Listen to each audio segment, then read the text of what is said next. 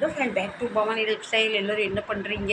நான் இப்போ மணி எத்தனை இருக்குதுன்னு நான் காட்டுறேன். நான் என்ன பண்ணுறேன் அதை பாருங்கள். அதை நீங்கள் என்ன பண்ணுறீங்க அதை சொல்லுங்கள். மணி நைட்டில் ஒன்றாக போகுது.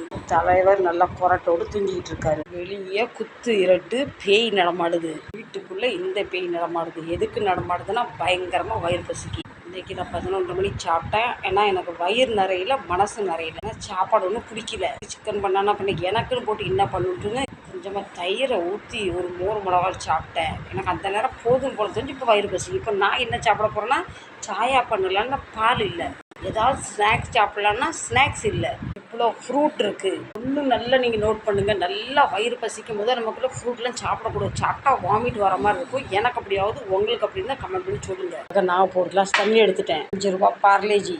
நான் எங்கெங்கே இருக்கணும் அங்கே பார்லேஜி இருக்கும். கூட சாப்பிடணும் அவசியம் இல்லை. நான் டைம் பாஸ்க்கு சாப்பிட்றேன். இதை எத்தனை பேர்